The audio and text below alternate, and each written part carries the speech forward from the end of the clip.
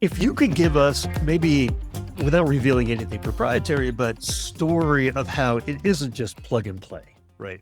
The technology providers do phenomenal work, but the fact that it's plug and play, it just isn't realistic, right? So maybe give us a couple of other ideas or a story how you have to invest, like that data layer, right? So important. Garbage in, garbage out, right? With AI. Yeah. Yeah. What else should we be thinking about in preparing ourselves so we aren't failing right at the beginning?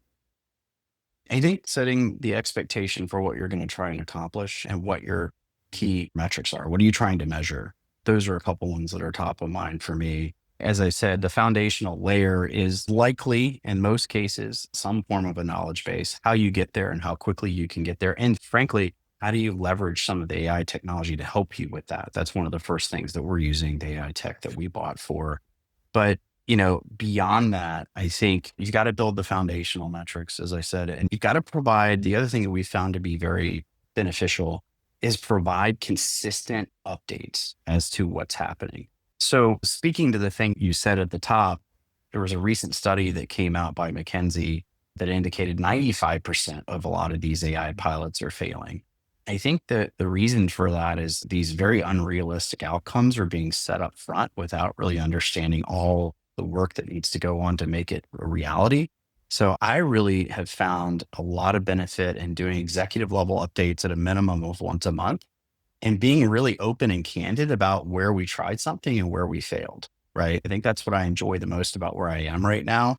A lot of the bigger companies I've been a part of, you would work really hard never to show what you failed. But I think in the world of AI right now, being very open about where you fail, what you learned, and what you're going to do differently is a really powerful thing to have. So I think that's a really key thing for leaders to be thinking about. Setting expectations and constantly managing those expectations, especially every initiative today has a lot of visibility, right? Right. There's a lot of expectation of what's going to happen. Is one level of that expectation not only how it's going to help customer support in the ways Hmm. we talked about, before from NPS to NPR or NRR, but how it's going to help the rest of the company? Because what you're learning isn't just siloed into better customer support. It's better product development. It's better Hmm. sales. It's better marketing. You're learning across the board. Was that a part of the sell in on? Because I'm thinking about underfunded as one of the big problems. But to fund the Right. thing, you got to be an internal salesperson, right? You've got to advocate for this and paint Sure. a picture. Yeah, no, absolutely. It's a great point. I would say, thankfully, right now, with the amount of, I would almost call it hysteria around AI and the possibility, getting the funding is not near as hard as it was, say, 10 or 15 years ago to do a chatbot, right? Because that was a very different sort of, we weren't in the world that we're in right now where everything is AI first. So I think that's one point. But yeah, absolutely.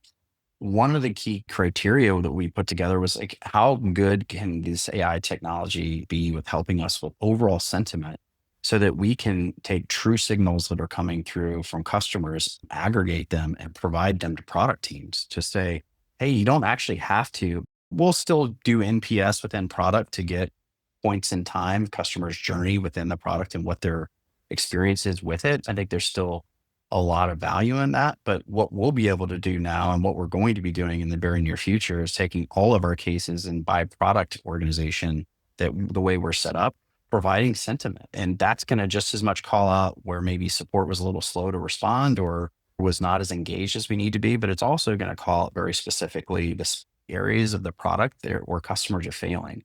And I think that will not only help product and dev, but it will also help sales as they learn to go to market and understand, hey, this is an area we probably need to pay more attention to. And this is an area customers need more help on when we enable them, when we set them up.